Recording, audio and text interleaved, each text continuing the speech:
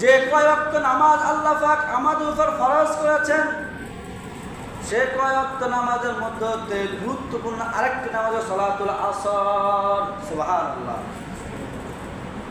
আসরের নামাজের ব্যাপারে রাসূলুল্লাহ সাল্লাল্লাহু আলাইহি ওয়াসাল্লাম বলেন, লা ইয়ালিজান নার আহাদুন সাল্লা ক্বাবলা তুলুইশ শামসি ওয়া ক্বাবলা গুরুবিহা।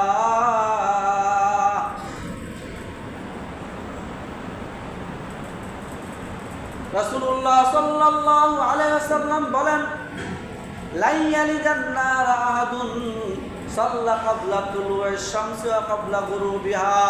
সূর্য ওঠার আগে এবং সূর্য উদয় হওয়ার আগে এবং সূর্য অস্ত যাওয়ার আগের নামাজ যারা পড়বে তারা কখনো জাহান্নামে যাবে না। সুবহানাল্লাহ। সূর্য উঠার আগের নামাজ, সূর্য ডুবার আগের নামাজ যারা পড়বে, কয়টা নামাজ? 2 ওয়াক্ত নামাজ। সূর্য উঠার আগের নামাজ, সূর্য ডুবার আগের নামাজ যারা পড়বে, তারা কখনো জাহান্নামে যাবে না। বলেন তো এই 2 ওয়াক্ত নামাজ কোন 2 ওয়াক্ত? ফজর, আসর, মাগরিব না। মাগরিব তো হয় সূর্য ডুবার পরে। সূর্য ডুবার আগের নামাজ হলো সালাতুল আসর, আর সূর্য উঠার আগের নামাজ হলো সালাতুল ফজর। আল্লাহ রাসূল মুহাম্মদ রাসূলুল্লাহ সাল্লাল্লাহু আলাইহি ওয়াসাল্লাম বলেন, আমার যে উম্মত সূর্য উঠার আগের নামাজ, সূর্য ডুবার আগের নামাজটা আদায় করবে, সে কখনো জাহান্নামে যাবে না। সুবহানাল্লাহ। আর এক হাদিসের মধ্যে রাসূলুল্লাহ সাল্লাল্লাহু আলাইহি ওয়াসাল্লাম বলেন, মান সাল্লাল বারদাইন দাখালাল জান্নাহ।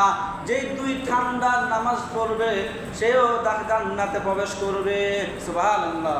মান সাল্লাল বারদাইন, যে ঠান্ডার নামাজ পড়বে, দাখালাল জান্নাহ, সে কোথায় যাবে? ঠান্ডার নামাজ কোনটা? আসরের নামাজ।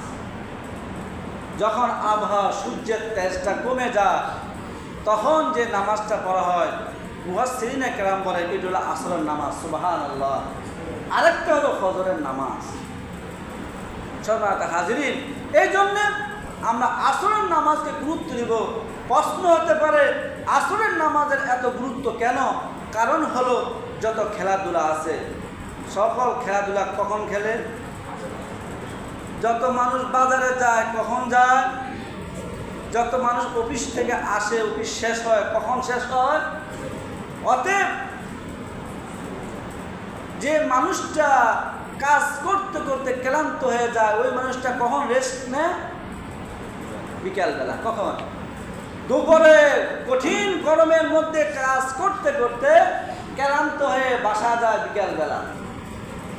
এমন সময় আসরের নামাজের সময় হয়, তখন পড়বো বলে মাগরিব সময় শেষ হয়ে যায়।